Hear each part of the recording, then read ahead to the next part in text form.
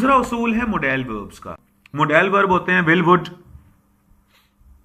Will और would, shall और should, can और कुड, मे और माइट, मस्ट और ऑट टू।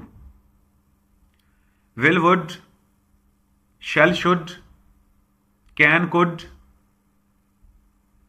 मे माइट और ऑट टू। आपने इनके बाद हमेशा वर्ब की फर्स्ट फॉर्म यूज करनी है, बस ये चीज ध्यान में रखनी है। वर्ब की फर्स्ट फॉर्म, खा कोई सा टेंस हो, खा कोई सा सब्जेक्ट हो, कोई सा टेंस हो, कोई सा सब्जेक्ट हो, आपने मोडेल वर्ब्स के साथ या मॉडल वर्ब्स भी कहा जाता है, इनके साथ वर्ब की फर्स्ट फॉर्म यूज करनी है। जैसे कि he says that he can write और he said that he could write. यूं नहीं करना कि कुड रोट लिख दो आप, तो कैन हो या कुड हो, राइट ही आएगा बाद में। विल हो या वुड हो, राइट ही आएगा बाद में, यानी वर्ब की फर्स्ट फॉर्म ही आएगी। पॉइंट नंबर 3, अब है इंफिनिटिव्स का यूज।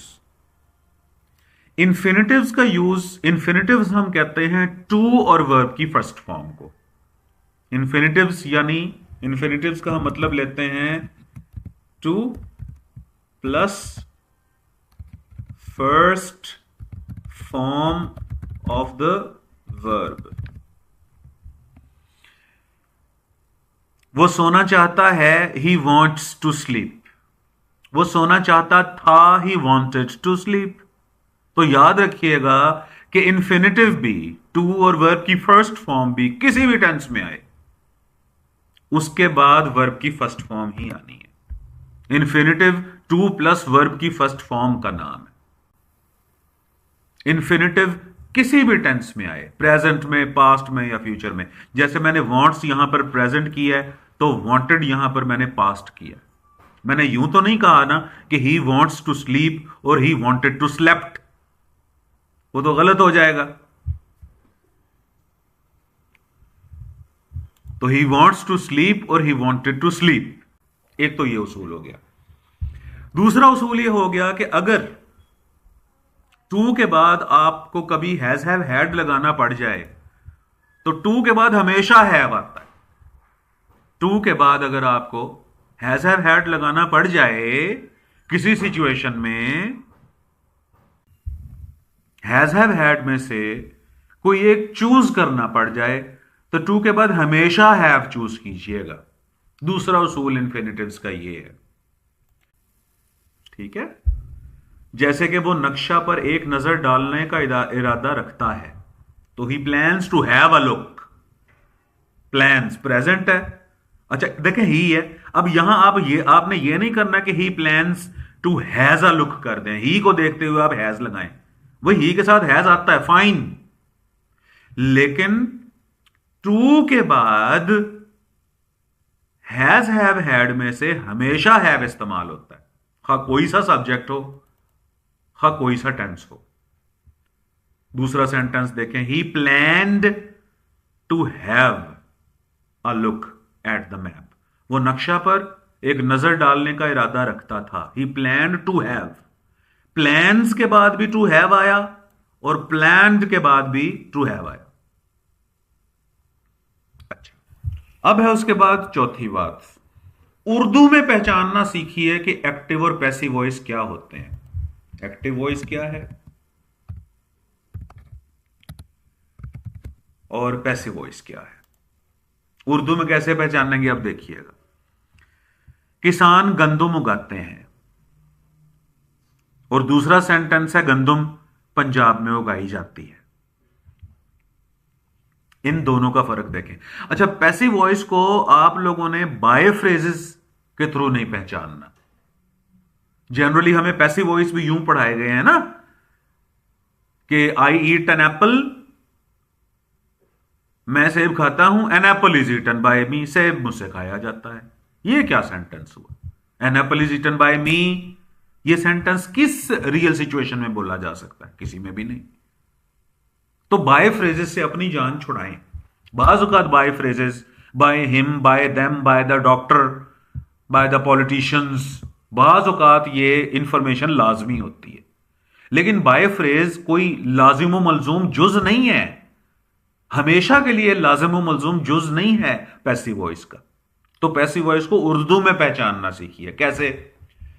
किसान गंदम उगाते हैं, ये देखिए, the farmers grow wheat. Active voice में एक्शन डूअर क्लियर होता है। अच्छा, गंदम पंजाब में उगाई जाती है, पैसिव वॉइस में एक्शन डूअर क्लियर नहीं होता। Wheat is grown in Punjab. अच्छा, एक और तरीका बताता हूं आपको। पैसिव वॉइस की यह भी पहचान है कि उसका स्टार्ट ही एक्शन रिसीवर से होगा। व्हीट इज ग्रोन, गंदम उगाई जाती है, यानी गंदम के ऊपर काम हो रहा है। तो एक्टिव वॉइस का जो सब्जेक्ट होता है वो एक्शन डूअर होता है। द फार्मर्स ग्रो, यहां पर फार्मर्स एक्शन डूअर्स हैं।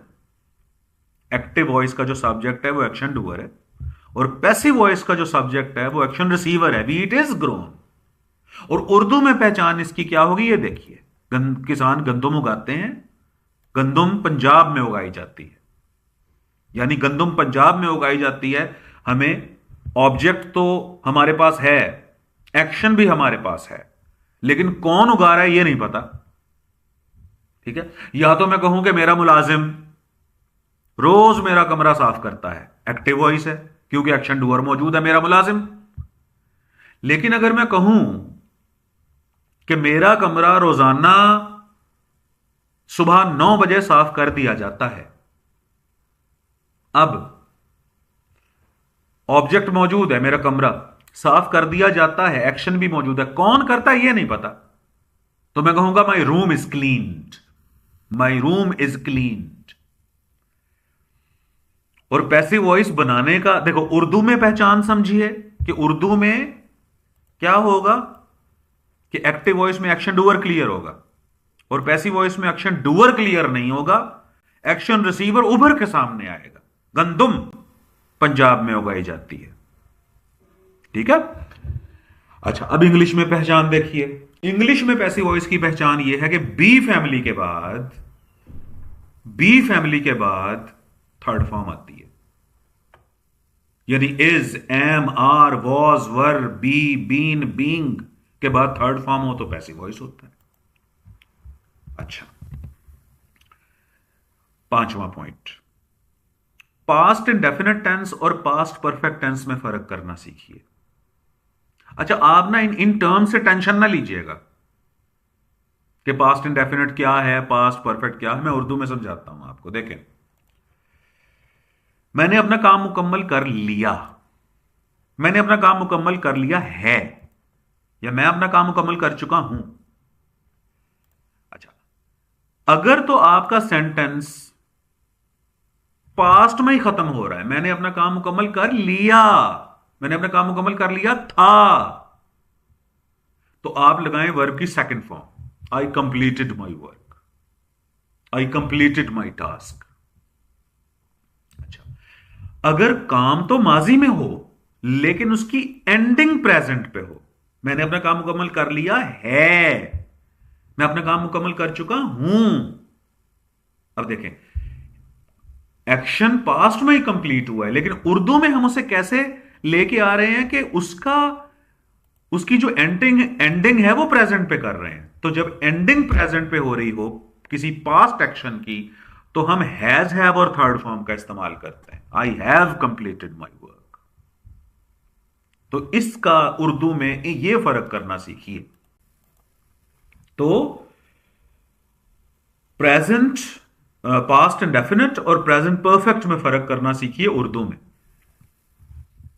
अगली गुजारिश, पास्ट कंटिन्यूअस टेंस और पास्ट परफेक्ट कंटिन्यूअस टेंस। अब ये भी ये जो जॉगन्स हैं, ये जो टर्म्स हैं, इससे ना परेशान होइएगा, मैं उर्दू में समझाता हूं आपको।